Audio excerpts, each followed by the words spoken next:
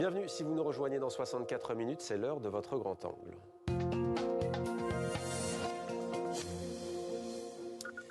Il n'y a pas d'urgence à réformer le système des retraites. Ce n'est pas un syndicat qui le dit, mais le Conseil d'orientation des retraites qui l'affirme.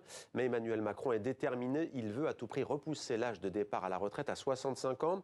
Les retraités français sont-ils vraiment privilégiés? Quelles sont les particularités du système français? Et qu'en est-il chez les voisins de la France, Belgique et Suisse notamment? On va voir ça avec nos invités. Anne-Sophie Alsif, bonsoir. Bonsoir. Merci d'être avec nous. Vous êtes chef économiste chez BDO France, professeur à la Sorbonne. Avec nous également en direct de Bruxelles, Vincent Vandenberg, merci d'être avec nous également. Vous êtes économiste, professeur à l'UCL, l'Université catholique de Louvain.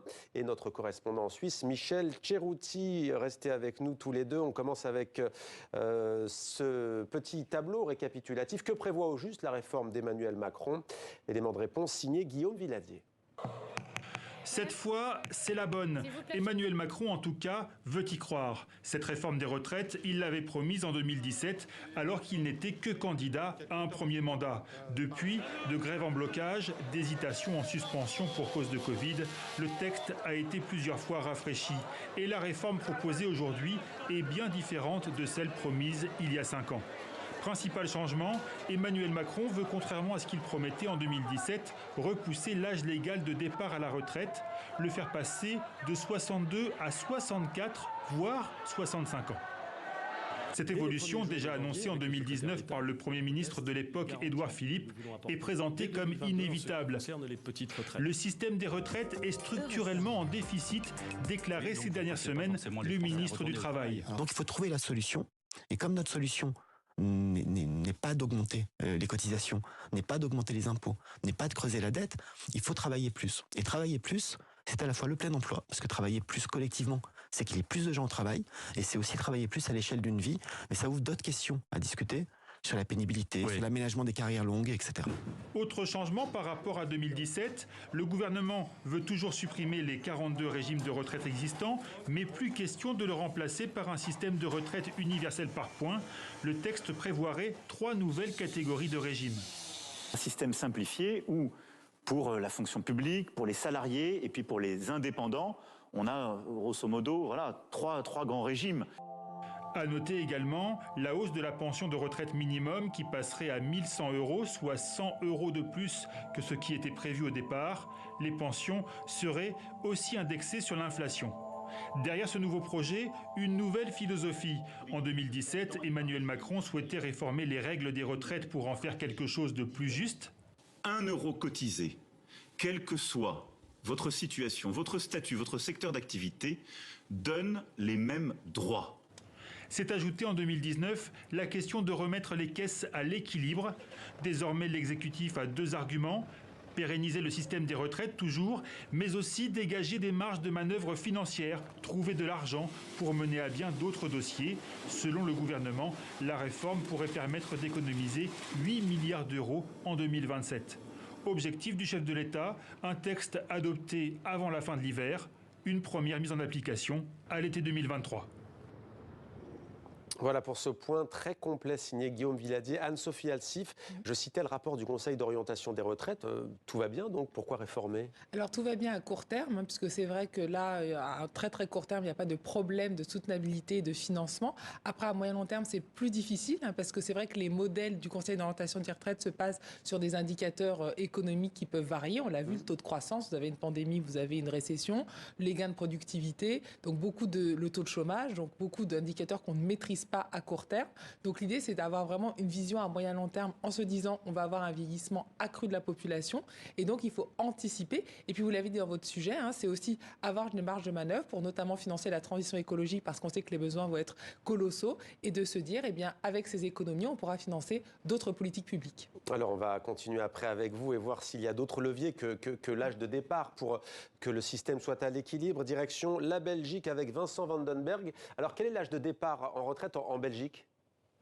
Alors, il est plus élevé qu'en France, il est de 65 ans, mais quand on regarde la statistique sur l'âge effectif de départ à la retraite, il est à peine plus élevé qu'en France, on est à 60,5 en Belgique, et la France est légèrement en dessous, un peu plus de 60.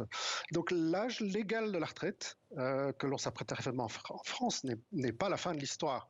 La vraie question, c'est celui de l'allongement effectif de la durée des carrières. Et on voit bien qu'en Belgique, on a eu ces réformes assez ambitieuses de relèvement de l'âge légal de la retraite.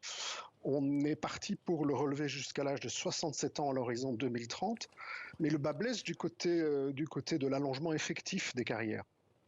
Juste, quel est le système? Alors peut-être en attendant, l'oreillette d'Anne-Sophie Alsif ne fonctionne pas. Elle n'a pas pu entendre notre invité en Belgique. Donc si on peut mettre juste le son en plateau, sur que tout le monde puisse entendre. Le système, comment il fonctionne en Belgique? En France, on sait qu'on a un système par répartition, à l'inverse d'un système par capitalisation. Comment ça se passe pour vous, les Belges?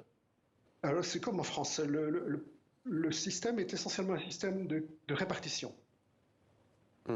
En Suisse, Michel Tcherouti, l'âge de départ, c'est 65 ans pour les hommes et depuis récemment, et depuis quelques... Ah, vous m'entendez, Michel?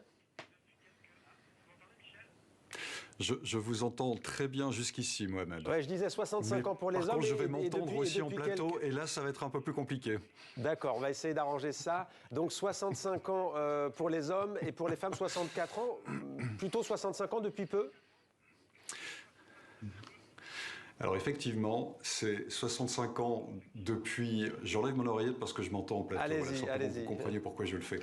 Alors, c'est 65 ans désormais pour les hommes et les femmes, puisque le peuple suisse a voté sur cet objet pas plus tard que le 25 septembre. Ouais. Jusqu'à présent, c'était 64 ans pour les femmes. Alors, ça se fera de manière échelonnée, c'est-à-dire que l'entrée en vigueur de l'âge de la retraite de 65 ans ne sera pas officielle avant 2028. Ça commencera à partir de 2025 de manière échelonnée chaque 3 mois. Pour la petite histoire, il faut savoir que lorsqu'on a créé en Suisse la caisse de pension donc étatique, eh bien l'âge de la retraite était de 65 ans pour les hommes et les femmes, et puis après ça a été abaissé à 63, à 62, et puis c'est revenu maintenant à 65 ans. Restez avec nous, Michel. Anne-Sophie Alsif, on va voir un chiffre, 35, un pourcentage pour être précis, 35,5%. C'est le taux d'emploi actuellement en France des 60-64 ans. L'étude date du printemps dernier, donc c'est très récent. Est-ce que c'est pas paradoxal de la part du pouvoir français de vouloir repousser l'âge de départ à la retraite alors que cette tranche d'âge, elle est touchée de plein fouet par le chômage? Alors c'est ça le gros problème, hein. On a un des taux d'emploi les plus faibles par rapport à nos partenaires européens. Et l'idée, c'est en essayant d'allonger, eh bien, on va avoir un décalage. C'est-à-dire qu'on voit les autres pays qui ont justement sont passés de 62, 64, 65, oui. Eh bien, les phénomènes de pré-retraite sont décalés de 2-3 ans. Le but, c'est pas d'être au chômage 2 ans avant. C'est pas d'être le chômage exactement. Ça pose un problème de fond, hein. C'est vrai que en France, vous pouvez partir au niveau des entreprises assez tôt. Donc ça veut dire que bien évidemment, c'est bien d'augmenter l'âge de la retraite, mais il faut aussi que les entreprises jouent le jeu et gardent les personnes à carrière plus longue dans l'entreprise, alors qu'on voit que souvent, hein, dès qu'on approche 2-3 ans avant la retraite, eh bien, il peut y avoir des mécanismes de pré-retraite, d'où ce qui explique ce très faible taux d'emploi. Donc l'idée du gouvernement, c'est essayer aussi d'augmenter ce taux d'emploi, bien sûr en restant en entreprise, mais aussi à essayer de développer les statuts intermédiaires. On a parlé des indépendants pour que des personnes puissent créer leur activité, mais on voit que c'est très dur, hein. Si aujourd'hui on n'est pas au plein emploi, on est à 7,5% et on n'est pas aux 4% qu'on retrouve en Allemagne, eh bien c'est parce qu'on a ce taux d'emploi des plus de 60 ans qui est particulièrement faible. Et donc, c'est ces 2-3 points qui nous manquent pour aller au plein emploi. Alors vous, il y a une mesure, je disais, quel levier autre que l'allongement? Vous en avez une qui ne va pas faire l'unanimité, c'est l'immigration. Alors moi, je parle d'une manière purement économique, hein, je ne suis pas sur les aspects politiques. Et idéologiques. Économiquement, le problème, si vous voulez avoir par rapport à notre modèle par répartition, il faut avoir un stock, on va dire, un peu d'individus à taxer pour payer les personnes qui sont en retraite à un moment T. Vous faites venir en effet des travailleurs, et bien après une formation, on le voit, c'est exactement ce que l'Allemagne a fait en accueillant plus de 1 million de Syriens qualifiés, et bien quelques mois de formation, et l'année d'après, vous pouvez les taxer pour payer les retraites. Et il n'y aura pas 12 milliards et demi d'euros de déficit en 2027 et pas 20 milliards à l'horizon 2030. Alors, on ne peut pas, mais en tout cas, c'est assez efficace que ça vous permet d'avoir une main-d'œuvre que vous pouvez taxer tout de suite. Et puis, si en plus ils sont assez qualifiés, eh bien, c'est des travailleurs aussi qui créent beaucoup de valeur ajoutée. On l'a vu encore en Allemagne. Et donc, vous avez aussi un nombre de cotisations qui est plus important. Ouais, Michel Tcherouti, vous gardez l'oreillette pour ma question et après, vous pouvez l'enlever. Je vous autorise. Le système en Suisse, quel est-il? Par répartition, par capitalisation ou c'est plus compliqué? Alors, c'est un système complexe, comme le sont souvent les choses en Suisse. à savoir qu'il y a 3 piliers sur lesquels repose le système des retraites en Suisse. Le premier pilier, qui est celui étatique, sur lequel on a voté le 25 septembre, voilà, celui-là est un financement, on va dire, par répartition essentiellement. Il faut un certain nombre d'années de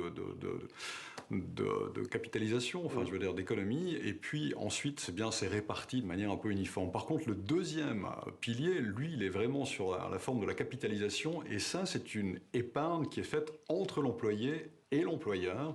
Et puis c'est une sorte de fonds de placement qui gère tout ça. Une fois que vous arrivez à la retraite, eh bien vous avez un certain capital, et puis il y a un taux de conversion. Voilà, on discute pas mal du taux de conversion aujourd'hui, puis ce taux de conversion, eh bien, vous permettra d'avoir un certain capital à disposition pour le restant de vos jours, une fois que vous aurez fini de travailler. Puis enfin, il y a un troisième pilier qui, lui, est libre. Les deux premiers sont obligatoires, alors quoi qu'il arrive, vous devez cotiser. Et puis le troisième pilier, eh bien, lui, est libre. Vous pouvez également mettre de l'argent de côté dans un système d'épargne qui est prévu pour votre retraite, que certains choisissent de faire ou pas, c'est selon les moyens. Mais si vous le faites, évidemment, c'est un peu défiscalisé, donc c'est intéressant de le faire. Et ce troisième pilier, Anne-Sophie Alsif, il peut exister en France? Alors oui, ça peut être une solution. C'est vrai que le but, c'est vraiment d'avoir un corpus de retraite par répartition. Donc certes, on peut donner d'autres options, mais qui soient sur le volontariat, sur le choix. Mais vraiment, l'idée, c'est vraiment d'avoir un vrai corpus. Et cette réforme, c'est pour essayer de protéger cette retraite par répartition. Vincent Vandenberg, quid de la pénibilité en Belgique? Est-ce qu'elle est prise en compte ou pas? Lors des décisions de relèvement de l'âge de la retraite, vous avez entendu qu'on est un peu en avance par rapport à la France, et je crois par rapport à la Suisse. On a annoncé qu'on allait faire quelque chose d'assez ambitieux pour tenir compte de la pénibilité des carrières. Mais la difficulté, c'est de se mettre d'accord sur ce qu'est une carrière pénible. Et à ma connaissance, aux dernières nouvelles, on n'a toujours pas de consensus entre partenaires sociaux. Ça veut dire qu'aujourd'hui, pardonnez-moi de vous couper, Vincent Vandenberg, mais un ouvrier dans le bâtiment, il doit partir à 65 ans comme un cadre, comme un médecin, un avocat, un journaliste? Tout à fait. C'est-à-dire qu'il y a une prise en compte de la longueur des carrières, puisqu'il y a des mécanismes de retraite anticipée. C'est-à-dire que vous pouvez partir à l'âge de 60 ans au lieu de 65, qui est l'âge de référence, si vous pouvez prévaloir d'une carrière longue, qui sont généralement celles de gens qui ont quitté l'école plus tôt. Mais c'est une manière indirecte de tenir compte de la pénibilité. L'intention était d'aller beaucoup plus loin. Mais je me répète, à ma connaissance, les partenaires sociaux ne se sont pas encore parvenus à s'entendre sur la manière de faire. Merci beaucoup Vincent Vandenberg, merci Anne-Sophie Alsif et merci Michel Tcherouti. On aura l'occasion d'y revenir, mais difficile de faire une réforme qui plaise à tout le monde. Il y a un chiffre quand même que je voulais donner ce soir en France. 5% des plus pauvres en France n'atteignent pas l'âge de 62 ans, c'est-à-dire qu'ils meurent avant ou à l'âge de 62 ans. Un chiffre qui va peut-être vous permettre de vous faire aussi une idée sur les enjeux d'une réforme à venir.